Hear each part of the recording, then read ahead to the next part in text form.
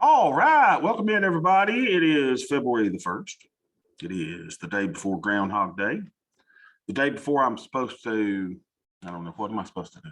I got some appointment or something. All right, so I still eat up with the COVID. So I'll try to be a little more coherent than I was yesterday. Yesterday was strange for me. And but I don't stop. I don't quit. I never was one to call in sick to work. But Bobby, if you're sick, you're supposed to not. I know, and you're not supposed to try to pass it to other people and all that kind of stuff. So I got it. But I'm trying to be whatever I'm trying to be. All right, so here we go. So markets, by the way. So Beth is taking a little pork chop baby to get her braces for her legs. She broke her braces on her legs. She has to wear the Forrest Gump type stuff. And so they're going out to eat. And little pork chop loves Mexican. Well, the whole family loves Mexican so much that I've got sick of Mexican. Sick of it. I mean, just unbelievable. I cannot take it no more. I don't want no Mexican. And the problem with that is that I got sick of it. So then yesterday Beth wants pizza. Well, now I've been sick of pizza. I hadn't been able to eat pizza in 6 months because they kill me on pizza. They eat something, they just eat it, and that's all they want. So I ate pizza last night, and that was good. So I asked Beth, I said, hey, look, while you're in town, bring me back some lunch. Because she and Pork Chop are going to the Mexicano restaurant. Because Pork Chop hadn't had Mexican because Daddy's burnt out. And I said, okay, I want you to stop by the Big Chick. If you don't know what Big Chick is a little local little chicken place, got the best fried chicken on the planet. I think they fry it in lard. Oh, it's so good. And I told Beth I want 4 thighs, and I want some potato salad and coleslaw. They got the best coleslaw and potato salad. And she's like, now here's her excuse. Now here's the problem. Beth doesn't like chicken on the bone. Who in the right mind would hate chicken on the bone? So she's always got to have chicken nuggets, or it's got to be chicken, chicken strips or chicken, because it's got a bone in it. And I'm like, that's what makes it good. And then nobody in my family likes the thigh. Thigh is the best piece of chicken that there is, followed closely by the drumstick. Now, if you're a breast person, I hate to tell you, you're in the wrong. The breast is a drier piece of meat. It's not as good. The dark meat is where the flavor's at. So rather than saying, no, I'm not going by there because she can't stand chicken on the bone, here's what she says. I don't go there alone because that is not good territory. What the hell does that mean? Not good territory. Unbelievable. Just because it's beside a convenience store. She's scared to go to a convenience store by herself. Unbelievable. So then here's what she says. Can we do something in the drive-through or either Mexican so I don't have to get pork chop out again? No, I want my chicken. That's what I want. I've eat up with a COVID. I'm here by myself. You think, get chicken on the bone. Unbelievable. Anyway, so the market's up 0.13%. Where's all my tools at? Where is my tools? Again, there it is. There's my little tool. Let me get my drawing tool so I can draw if I need to. We got to do some drawing today. It's the first day of the month. Matt is on the road. He's going to miss it because we have, it's time that we've got to draw some big green monsters. So the market, you see here, the AD is 16, really, really kind of just blah. The market's flat. I think it's kind of taking a rest after 2 big days of up moves. So we're still within the 15-minute opening range. Look at that, which is kind of cool. Well, there's the overnight high in the top of the range. Here's the cash open VWAP. Hourly mid is barely creeping up. Here's the lower band of the opening 15 minutes and then the overnight low. So we got really tight markets here. Really tight. And I think it's probably just relaxing a little bit from the day before. So let's go look at our volume profile and market profile, which we call the big green monster. What is that sound? Hello? I wish that somebody's in the house with me. What's that new dog? If he craps in my house one more dang time, unbelievable. Oh, especially in my office. I came up here to work last night and I was like, oh, what is that? And of course, the new puppy, did his thing. And I'm like, unbelievable, just unbelievable. All right. So we got to take out our green monsters and we got to redraw them. So for those of you that are new, oh, good. Yeah, Ken's P&L year to date just hit positive territory. The hedges work. Good. Awesome. All right. So let's go. Let's remove our drawings. I got two. Remember, I had to duplicate last time. So we'll remove those big green drawings. Okay. So here we go. So now we got volume profile, right? This is our volume profile chart. So now we've got to go to the clean chart. If you don't have this, I'll share it with you. Here's my clean chart, which just shows monkey bars. What's a monkey bar? I don't know. I could explain it, but I ain't in the mood today with my COVID, whatever I got. So let's share this grid. I'll share it in chat with you so you can get it. Share, share, share. I'll post it in our chat. There you go. All right, so now let's go back and let's draw this thing. All right, so what we're doing, look at the movement we had in the month of January. Look at that. Now, remember the left side is volume profile. This is the amount of shares traded. I say shares, the amount of contracts traded at each of these strikes. And then here is the amount, this is market profile on the right, which tells us the amount of time that was traded at those strikes. Normally, the volume and the time are at the same time. A lot of times you'll see that. Look at this though. So although the market volume was mostly here, the most time was spent way down here. Isn't that interesting? See the gap? See the gap.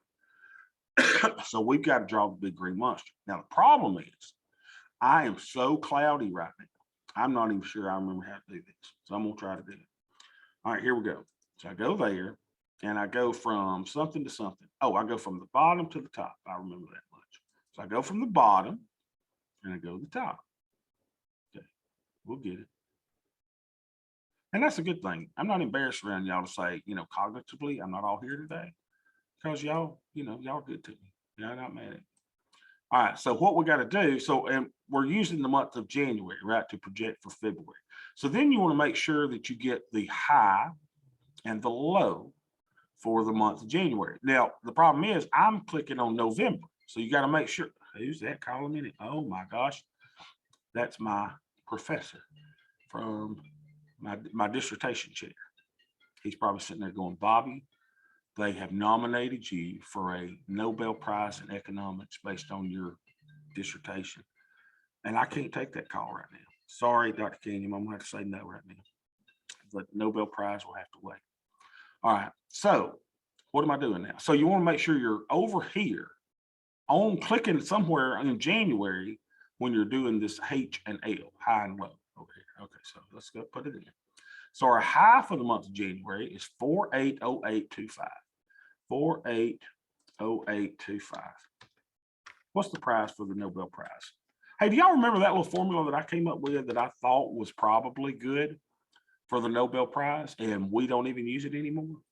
Isn't that crazy? I need to go back and pull that up. Y'all remember that? I came up with a formula. Let's call it an algorithm because that sounds better. All right, so the low is 4212.75. 4212.75. 4212.75. Hush, mongrel. Yeah, so now we got our little thing drawn. Now what do? Now we draw from the 50% line, right, down to the middle of this little thing. And then we're going to draw down to the 100%. Let me make sure I'm doing it right. We'll draw from the 50 to the middle here. Now, not the middle left and right, but the middle up and down. Right? So I could draw it here. It doesn't matter as long as I'm kind of in the middle there. And then we draw down to the 100. The only problem is we got to change our little tool. So we're going to go to the extension tool instead of the retracement. And if you're saying, hey, Bob, my numbers are different than yours, well, that's because you hadn't changed your numbers to match mine. And if you do want to see that video, do a search for Sweet Bobby Voodoo charts. right? Sweet Bobby Voodoo. That should give you all that information. I mean, I wish I had a cough button. Unbelievable. All right, here we go. So we're going to draw from the 50% line. And then we're going to go down to where we get it middle of this. Now, remember when I say middle, this is still the middle. This is still the middle. This is middle. We're looking at middle up and down, not left to right. So, we'll just put it kind of in the middle. I can't remember if that's horizontal or vertical. And then we're going to draw this little puppy down to the 100% line.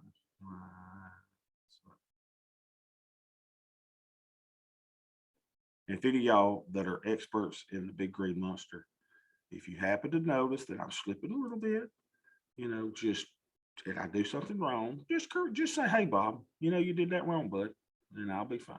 You ain't gonna hurt my feelings today. All right, so let's move. Oh, gosh, my hand back here where I move everything up. My hand, my finger, your finger. And do y'all know why? I don't know if y'all noticed this. At Kentucky Fried Chicken, the coleslaw is not as good as it was like back in the 70s and 80s. It's just not. And the problem is, here's the problem with it. We live in a microwave society where we got to have everything instantly. We can't wait on anything. Nobody wants to use a French press for their coffee because we got to have a Keurig. You'll spit it right out 2 seconds. And the problem is, and I found this out because I went to Bremen, Georgia, and Bremen, Georgia is the only KFC whose coleslaw still tastes like it did in the 70s and 80s. And I told the little dude in the drive-thru, I said, dude, what's the deal? I said, y'all are the only one that have it taste like that. I said, I go everywhere else and it's just dry. It's like they took a head of cabbage, crushed it up, and just threw it in a bowl. Please respond and let me know. I'll say, okay, how about what's that other chicken place, y'all? I can't go to KFC because she's in Carrollton. Let's see, Popeyes. How about Popeyes? I want Popeyes with 4 thighs. Sorry about this, y'all. I got to take care of this. She'll fuss about it because she don't want to go to a place that has chicken on the bone, even though she can go through the drive-thru. Unbelievable. All right, what was I talking about? Oh, so I said, hey, dude, what's the problem? How come y'all's is just nice and juicy like it used to be in the 70s? He said, you know what? He said, we're the only one that does it like it's supposed to be done and lets the coleslaw sit and marinate overnight. He said, all these other jack eggs about here, he said, let me tell you what they do. They make their coleslaw and serve it the same day. And I thought, blasphemy. So if you're taking coleslaw to your church potluck, or you're bringing it, someone died and you're going to take it to the, to their house or whatever, don't make the coleslaw the same day. Make it, let it sit overnight in the fridge, and then take it. It's much better. And like the juices come out, I don't know, something. But every other KFC just rushes it. And you just can't rush perfection. All right. So where am I at now? Okay, so now we're going to right click anywhere on this first chart that we did. All right, so we'll right click on that. And we're going to click activate. Now, what we want to do is now we want to move this 100% line. Let me draw an arrow. We want to draw it down to, we want to move this down to the 200% line. Then we want to take the 50% and then we want to pull it right here where we started with that. And interestingly enough, our 50% line is already there, so we don't have to do that. All right, I think I'm telling y'all right. All right, so here we go. So let's right click anywhere on the first chart. I said let's right click anywhere on the first chart and hit the activate button. Oh yeah, we do have to draw it on because we'll move the whole chart down. 100 is going to be moved down to the 200. All right, with me? And you're saying, what in the heck is this garbage that this fat, black, glasses, spam hat wearing, 9-toed Elton John loving son of a gun? What's he doing? And I agree. You think this is crazy, but it actually does work. So now after you do that, we got to pull our 0 line. That's what we do, not the 50%. We got to pull our 0 line down to the top. See where that little pink, where we started that first thing? We got to bring it down here. I misspoke because I'm not on my game today. And then, you know, I created the Bowden community page to keep up with us. And then this woman's emailing me today. And she's like, is there any way you can get rid of everybody posting about losing their pets in there? She says, that's all I see. And I'm like, you know, ma'am, when I lost my cat a few years ago, I was glad I had a community that's helping get my cat back. You know, just because you hate animals doesn't mean I need to change the structure of my page. And she says, don't you have any rules for this community group? And I'm like, yes, be kind and be decent. How about that? Be kind and decent. So if somebody's lost their little dog or goldfish, you know, it's fun. Show it. I mean, I don't help. I'll be able to look out for your little animal. And she says, those are the most popular posts. Yeah. And so I'm going to get rid of them. Unbelievable. No, I'm just not going to do that. All right. So see how I nicely placed the little 0% on the top before we first started drawing the retracement? Isn't that cool? Now you're going to hit your escape key. And then we're going to say sayonara to this little chart, the little teal or blue, whatever that is chart. We're going to right click and we're going to go remove that. Then here's what we're going to do. We're going to right click on this chart. And I'm telling you, your expression is same as mine. You probably hanging up now. You said, what is this heresy that he's doing? I didn't think it worked, but I tried it. And this thing's the best tool in her bag. All right, so now I'm going to call this Jan. Oh, my favorite cheerleader was Jan. And when I was a chubby little fella, she called me out on the football field and let me do cheers with her. I will forever love Jan. And then she passed away right after her wedding. She had her wedding pictures in her car. And she taught special ed kids. And she was coming back and she was looking at her pictures and she ran off the road. Oh, I love Jan. What a sweetheart. She made an influence in my life. So we're going to say Jan for fail, right? So I'm using January actual price movement to forecast areas of support and resistance for the month of February. And then we like to do and call this green, and I call it the big green monster. Done. So then you can go back to your volume profile. And your big green monster will be there. Ta-da! Well, I'll be dang.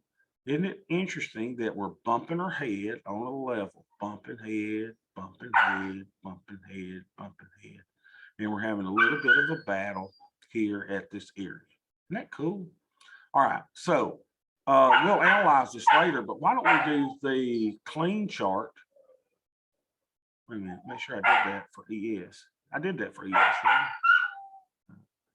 Hold on a second. Now I'm going to go back clean chart. Yeah, I drew it for ES. And let's do this for Nasdaq as well. That's really the only two I need to draw. All right. Oh, Lord, look at this. We've got them all over the place. So let's remove this. We'll go faster this time so you don't have to. Let's see, remove drawing. Remove drawing. Boy, I got them everywhere. Unbelievable. All right. Remove. So here we're going to go with Nasdaq. And look at there. The volume profile and the most time or the market profile are exactly the same. Now that's kind of cool, isn't it? A lot different in the ES. So let's draw this thing fairly quickly. We're going to draw from the top to the bottom, or from the bottom to the top. Here we go. I'm going to right click. I'm going to edit properties. We're going to go over to the side so that I can see what the top and the bottom were. The top was 16,564. 16,564. And what was the bottom? The bottom was 13,706. Ta-da! We hit OK. Boom. Then we need to change our little tool. We're going to change to the extension tool. And so then what do we do? I'm going to make sure I'm thinking about it right, Bob, because it ain't your day. Now, this one's kind of different, right? Now we got our 50% line under our little point of control here. So here's what I'm going to do. Now I got to go from the 50% line. Then I draw to the middle and left click again. Boom. And then instead of drawing to the 100, I draw to the 0 line. instead of the 100 line. Everybody says just the opposite if you're going up instead of down. All right, now we got that drop. Now what do we do? Glad you asked, my friend. Now we're going to take the 0 line. We're going to move the 0 up to 200. So we're going to right click. We're going to activate the drawing. We're going to draw that little 0 up until it gets right on the little 200 line. Right like. And then we're going to grab the 100 and we're going to rest it on where we started right here with that little extension. Grab it. Come here, little baby. Right there. And then hit the escape key. We're going to right click on the turquoise or whatever that's called. We're going to remove that. I'm going to right click on this. We're going to name it and color it. Name it and color it. So this is Jan for Feb. Jan for Feb. And what else we're going to do? Change the color. Now, why don't I just share this with you? So that's set color for all curves. Green. Why green? Green is the color of money. So I could go back now to the volume profile. There. And then that cool. Well, that's not cool. Let's see what it looks like on Nasdaq. Nasdaq. Okay, so let's talk about Nasdaq first. Nasdaq is overbought. Overbought. This area is overbought right here. Everybody see that? Overbought. What would we anticipate? We would anticipate with it being overbought, we would anticipate some movement back into the fair value zone. What's the fair value zone? It's this zone. Okay, that's what we're expecting. Now, the only thing that gives us a little pause is that the point of control on volume is up here. And it could very well test these little areas where there's a gap there. It could easily test those and could easily point back to there before having the movement back into here. So I always love it saying, you know how people hedge their bets, right? If it doesn't go up, it's going to go down. So how is this tool helpful? Well, I'm not sure, but I think the more you use it, the more you'll kind of get a feel for how this works. And it's really, really just a great tool. All right, so let's go back to E-minis and let's see what it looks like. E-minis are overbought. Now, the cool thing is they're at the top of their band of overbought, right? They're overbought. So that's why I think you're seeing a little bit of resistance here. Wouldn't surprise us at all to see a pullback into this area on the E-minis. But before it happens, they could easily fill some of these gaps, maybe even tap that first. Right? But we're looking at if I'm looking at anything, it's a little bearish here, neutral to bearish. As you draw out your little probability cones, you've all seen probability cones, right? Kind of looks like that. All right, so that's what we're seeing. Now, our next tool that we look at is a little thing called the skew driver, which is another great tool in our bag.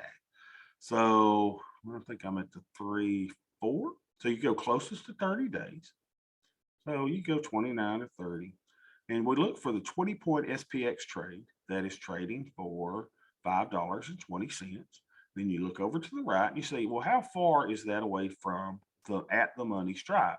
So it tells us it's about 93. 93.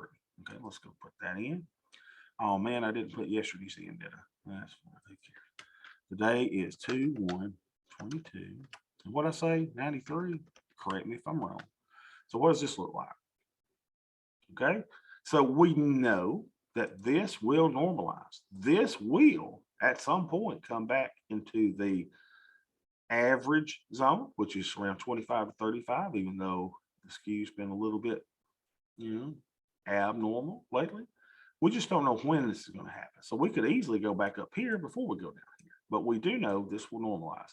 So what I always tell people is if you see an extreme like this is a great time. If you see something go out to 100 or more, man, that's selling put. That is 105 yesterday. Good. I need to probably put that in just to kind of see it. Well, it'd kind of be along that same path with it. So if you're here out of the extreme, this is a great time y'all to sell puts.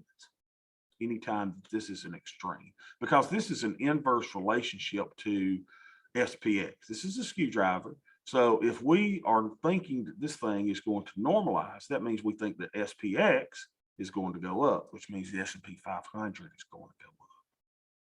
Let's see, what did she say? Okay, I told her about Popeye. She read it at 12:16. It is 12:29. You know what Beth's doing? She's stupid. She's like that fat black. That's what she's thinking right now.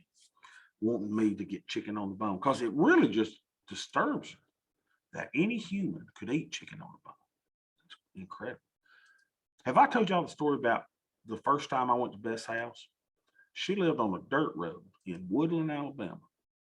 All right, I got me an old Alabama gal. And the first time that I drove up to her house, they had a cage, like a homemade cage, on stilts in the front yard, not the backyard, the front yard. And I thought, it looks like if you've seen a rabbit, on stilts, it looked like a rabbit pen. And I got close thinking I was going to see rabbits in the front yard at Woodland, Alabama. Now, if you don't know where Woodland, Alabama is, that's the home of Vern Gosdin, who arguably had the best voice in all of country music, God rest his soul. And I looked in that cage, and there was something smiling back and hissing at me. There was a possum. I said at that day, I said, I'm going to marry this woman right here. I said, a family that has a possum on a cage on stilts in the front yard on a dirt road, she ain't getting away. And she didn't. But she won't eat chicken on the bone. Unbelievable. All right, so what are we doing now? So we got our skew. So we got our little market assumptions. Now, I am so happy yesterday. I went through the AIM simulations. Let's see if I can open it. I put this up for you guys to look at. And let's just look at it real quick. So I did the Lacello simulation, or back testing, through 2 years. So if you want to go to his chapter 6 and you want to do his back testing, now keep in mind, you need to look at his little charts, because he throws in some trickery in there, because he says you get $25 of interest this month, you get $37 of interest next month. So he throws that trickery in there. So just make sure you account for that. And our spreadsheet, within a few dollars, because sometimes my spreadsheet would say buy 524 shares, and his would say, his 3x5 card would say, instead of 524, buy 523. So it's just rounding. So there's really nothing for us to have to, to amend. Our spreadsheet works great now. We don't have to make any changes whatsoever, and it works great. So I did 2 years of back testing. So if you had started with $10,000 in the stock that went on Lacello's book, How to Make $1 Million in the Stock Market Automatically, and you took chapter 6 and you took those stock movements that he gave us, if you were a buy and holder, I think you lost what, 20% or so in the first year, and you lost another 20% in the second year. So you were down $4,000. So your $10,000, I think, went down to $6,000. Am I right? Something. It lost money. So how did our aimer do? How did our aimer do, who put 50% in cash and 50% in a stock? Now, it wasn't TQQQ. I just called it TQQQ. So it started off buying 75 shares, right? Well, no, it started off buying 500 shares for $5,000, and it put 5,000 in cash. Now, you see, over the first 2 years, it had several signals, right? Almost every month. We were looking at this monthly, it had a signal. So I went 2015, doesn't matter what year you put, I was just doing a year, 2015, 2016. Now, so you lost, I think, $4,000 if you were a buy and holder. How did the AIM guy do? The AIM guy's $10,000 went to $32,000. So whereas a buy and holder lost money, the AIM investor ended up with a return of 224%. Now, if you take those same movements through chapter 6, and I just got tired yesterday, I was just fatigued, and I said, I can't go any farther. So I took me a little nap, and I may pick this up later, but arguably this in another 5.5 years, if we take the same price movements for 5.5 years, this $10,000 investment will end up over $1 million. I forget exactly what Luciello said. If y'all got the book handy, tell me what the amount is. That's dang good. So it was great to see and to confirm for us that our spreadsheet works. Our spreadsheet works. There's no need for us to tinker with formulas. There's no need for us to change anything. So if you have the version that I last posted in Discord, you have the correct version. If you did not get the last formula that I made on that change and you have an earlier version, you need to make sure that you get the update.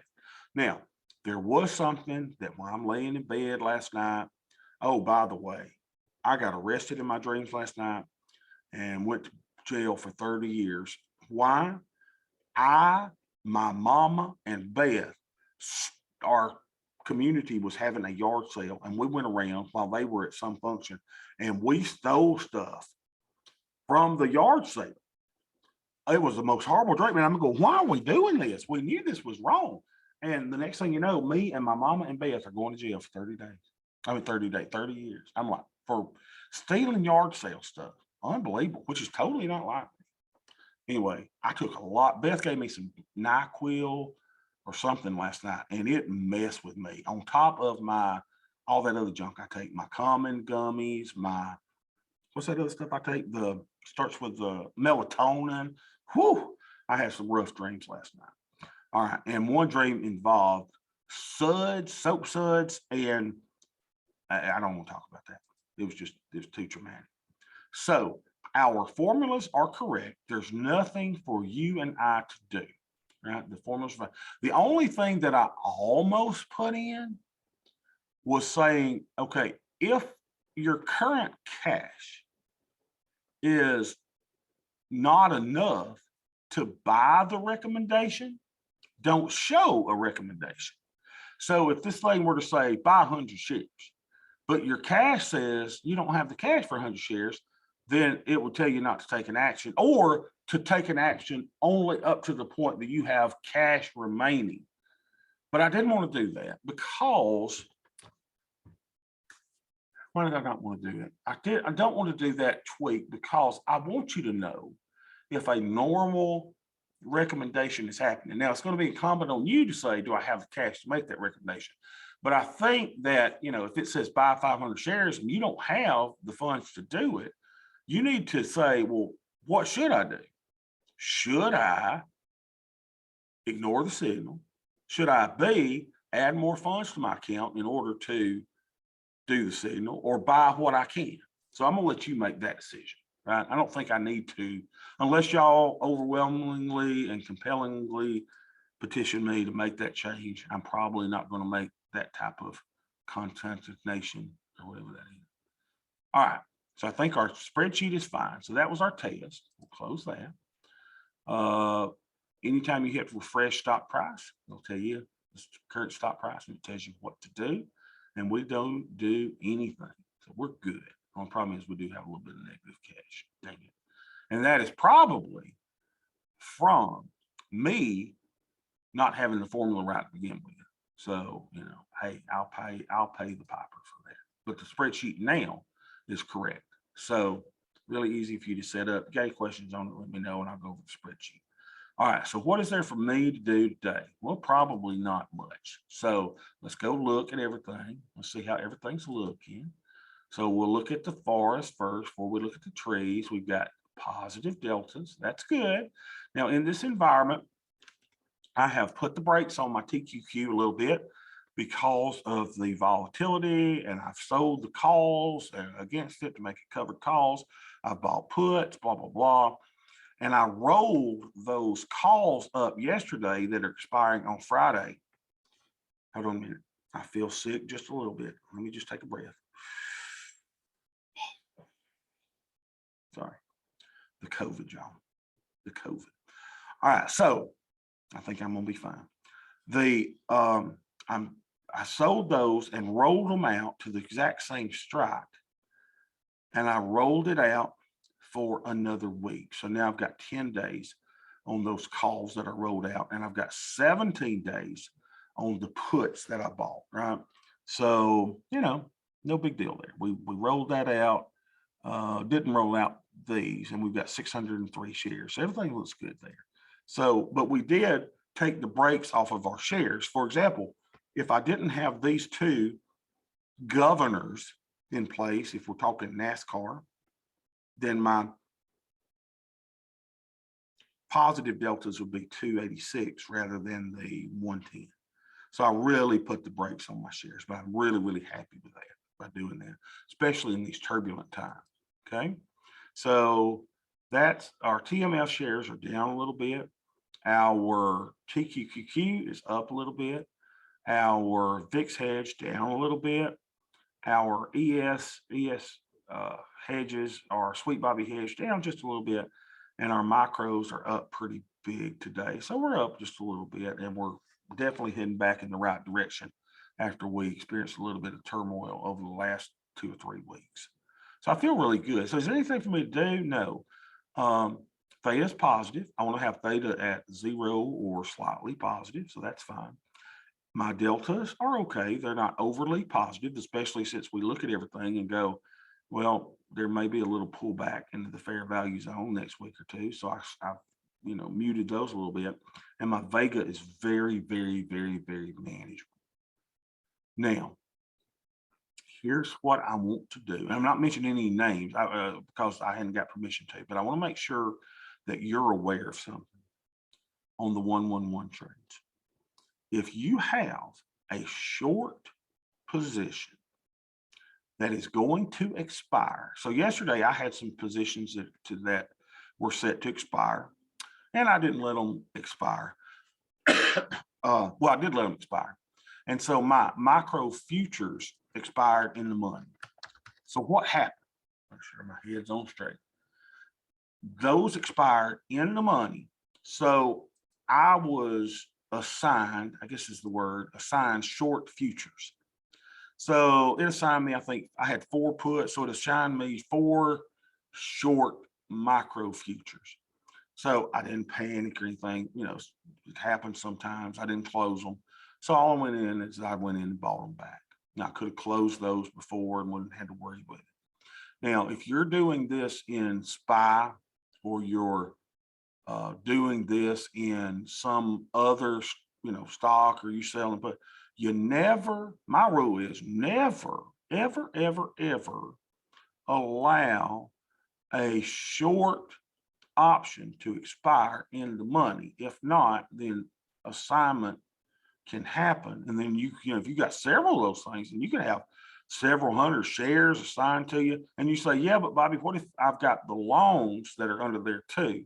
Well, yeah, you could then exercise your longs to offset your shorts, but don't get into a habit of letting options expire in the money. And I never let stock options expire. Futures options, if they're closed, I'll let them expire, and then I'll look after the market ends, and I go, well, I was assigned a future. Well, if I don't want that, I close the future. So it's no big deal. And that's why I like futures over stocks. Futures, you can trade virtually, 23 hours a day or so, 5 days a week, even on Sunday. Stocks, you got to wait, right? You got to wait. Now we're in TQQQ and TMF, the only ETFs that we're in. You can't trade those, during the market close hours while the futures are running, but you can always offset with futures. So I just want to make sure everybody knows kind of what happens when you let an option expire in the money. You just don't want to do it. Just close it. It can cost you $1 or so, close. Just close them down. No reason to let that expire. So in 17 days, anything that's short, I'm short here and in the money, I got to make sure that I close those, because if you let a long expire in the money, that's no big deal, right? Because you have the option, not the obligation. If you have a short option, you have the obligation, not the option. So always keep those little things in mind. So if something closed in the money, I'm not sure I have any in the money now. Let's just look and see what we got. Let's see what we got. Yeah, see? So here's an option that's in the money. I got 2 in the money. Now, so I got the positives too, right? I got the loans that are in the money too, but all these shorts, you don't want to, just close them. Close your shorts. Just be done with it. Don't have to have that hassle of going, oh, I get a sign on a stock. Well, then you got to exercise your loan to offset that. Don't get into that deal. The other thing that I really, exactly, y'all listen, because Ken's typing, you can get caught holding a bag of thousands of dollars. And absolutely you can. And then if you do it in a stock, you can't get out in the middle of the night. So you are at the mercy. You are at the mercy of Mr. Market. And you don't want to do that. Now, this is why the second thing is important is this. Now, the particular individual that had the issue, and again, it's fine because, we learn, right? We pay tuition to learn. What sides do I want from Popeyes? I want coleslaw. So she finally agrees she's going to get me my sides. I want coleslaw. And I guess, don't they have the red beans and rice? Isn't that the one? Is it Popeyes or is that Bojangles? Popeyes. It's Popeyes. And Yeah. I want red beans and rice. Red beans and rice. Don't forget all thighs. Don't forget, excuse me, I apologize. Don't forget all thighs. All right. So what was I saying? Oh, you have got to, this is imperative, y'all, on whatever platform that you're trading on. You have got to know what your SPY weighted deltas are. And I'm going to show you why. I'm at 57 now. Everybody sees that? I'm at 57. Beta weighted to SPY. Now, if you're not beta weighted and you say, hey, I got 652 deltas, that's not right. Well, it's correct in that you have 652 bloggy deltas, but we don't know what that means. We got to compare all this stuff together to know that I am long 59 shares of SPY. Everybody with me? I am long or holding 60 shares of SPY. And if something freaky happens overnight, here's what I do. If I'm scared of holding 60 shares of SPY overnight, here's what I do. I sell one MES contract. I sell one MES. I swear somebody's in my house. Hello? Unbelievable. If anyone ever pops me off while we're in this, just y'all call 911. So I'm going to sell one micro future. All right, why one micro future? One micro future gives me 50 negative deltas, SPY weighted deltas. So let's say that last night you went to sleep after you got an assignment. And I don't know if you were long assigned, short assigned, I don't care. But you look at your deltas, SPY weighted deltas, and you got a delta of, let's say 1,000 last night. And you go, oh my gosh, what if the market goes down and I got to close those SPY puts? So if your SPY weighted delta was 1,000, that's like you holding 1,000 shares of SPY. Are you comfortable with that overnight on something that you didn't intend to be in? No. So how would you most likely get rid of 1,000 deltas if you wanted to go neutral overnight till you had an opportunity to close your shares? Then you would sell 2 minus 2 ES puts. Make sure everybody knows who is darn. Hold me, y'all. Let's bet. Hold on one second. Yes, fair gamma there. I didn't say it was easy to go to. You asked what I wanted. Why? Are you at Popeyes now or what? Why don't you just go to Big Chick? It's not in a bad area, I promise.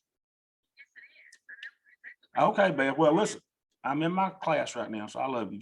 Listen, just get me a McDonald's combo or something. Okay. Okay, I'll take McDonald's and give me a double cheeseburger too, but I want extra mac sauce, please. Love you. Unbelievable. Unbelievable.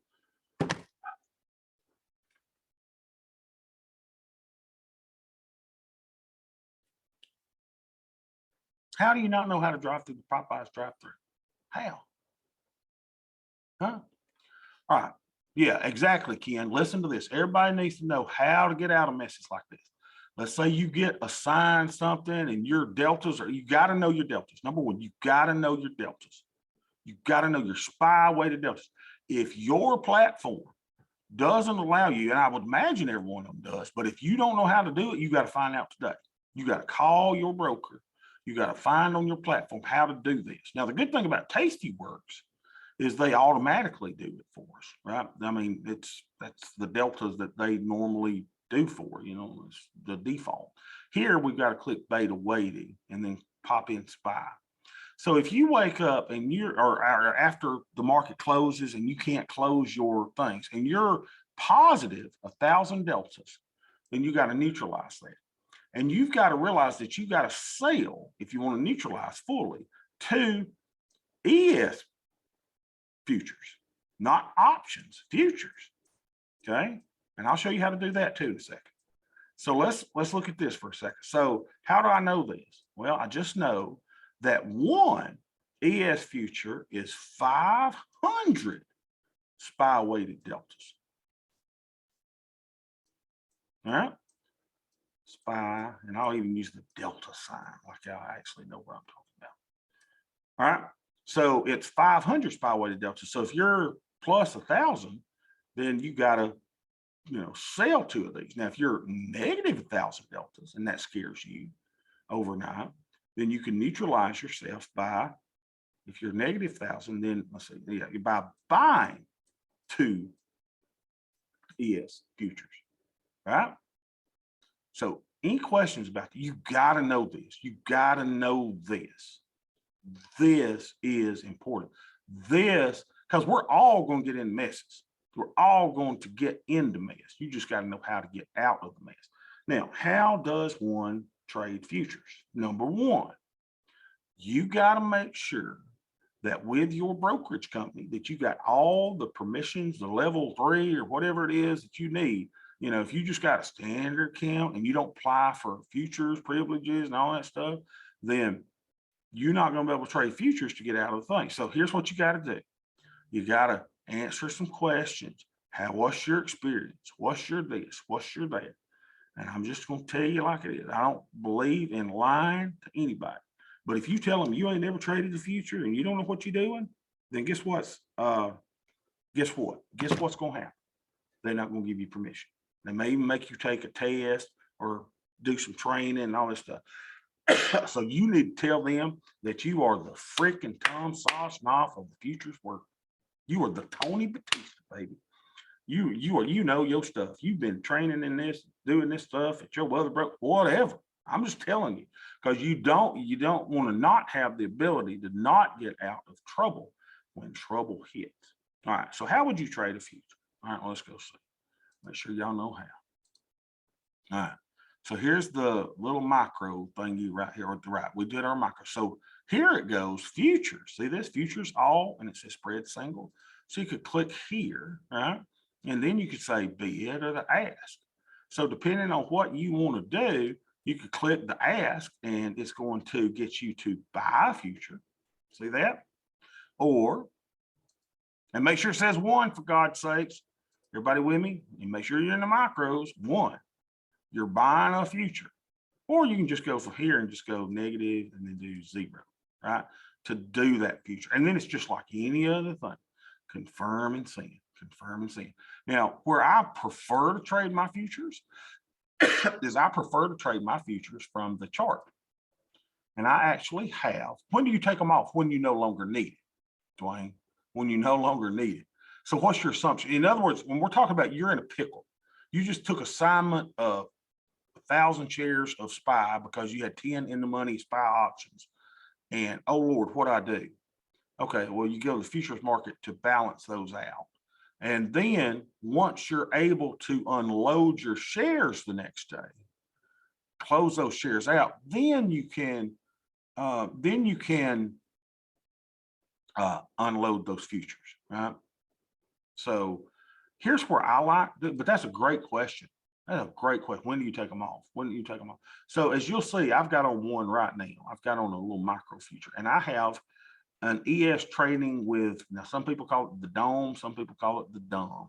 And the way I trade, it's more like the dumb. Now you'll notice I've got ES here and ES here, right? But what do I have here? MES, because it's the same charts. It's just MES. So I am short one future right now. Yay, right? So I'm fine with it. It's giving me a little bit of negative delta. I'm up $145, and I really don't even watch it. I don't watch this one. Now, so what you would do is if you want to buy or sell, then you come over here, right? Over here, and you just put a little L. Make sure your quantity is 1, and you can increase or decrease the quantity of what you want. So that's 1. And then you can buy over here and move this thing out a little bit. Let's see, so you can actually see the price that you're buying at. So here's the current price. And you see this little dumb is kind of cool, right? It's mesmerizing because it shows the bid and it shows the ask and all these over here, right? So if you want to buy, you come over here. So it says buy and put in your order, or you sell, you put over here, right? So it's kind of simple to do, and we'll go through it. I think we've done sessions before where I've actually traded futures before to kind of let you see that.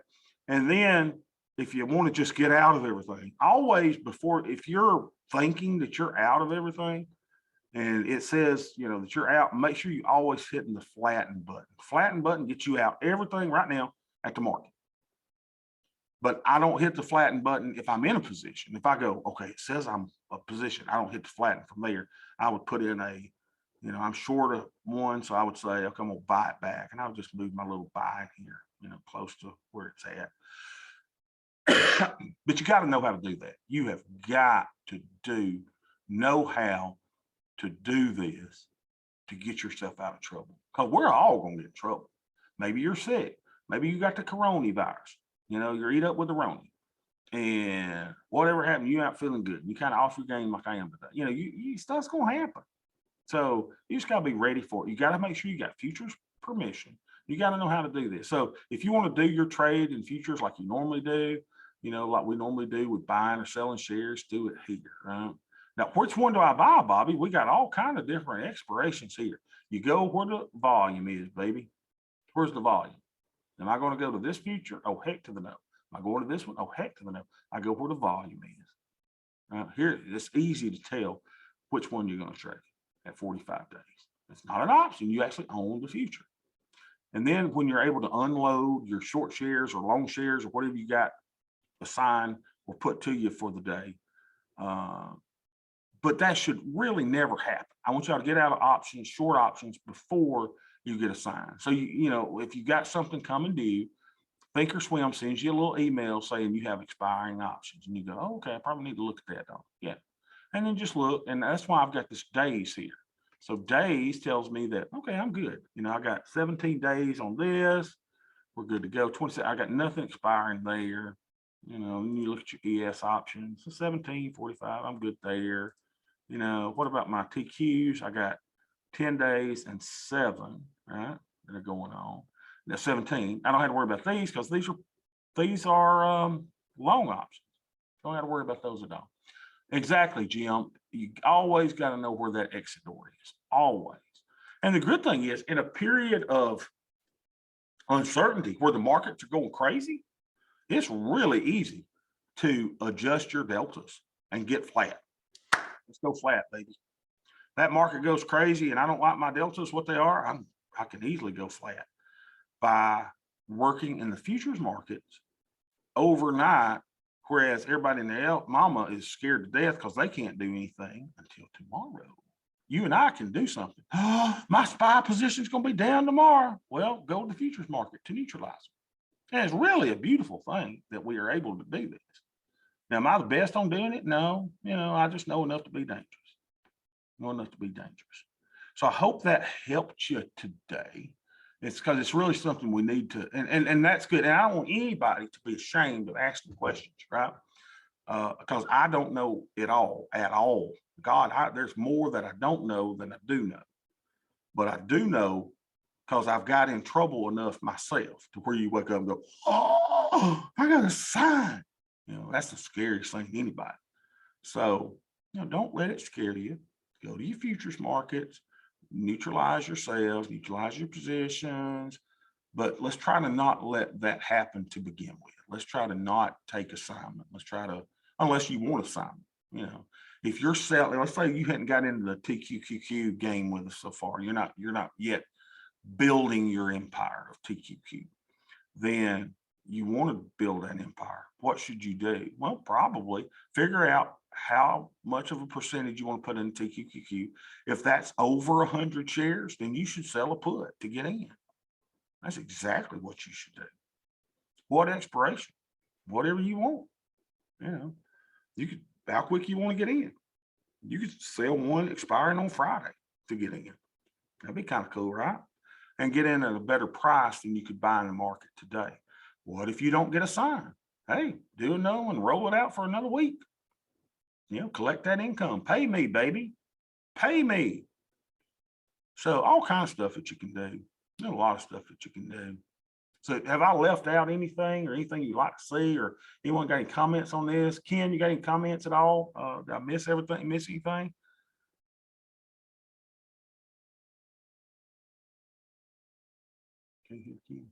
Oh, sorry, I was muted. Now you covered it all. That's the important parts.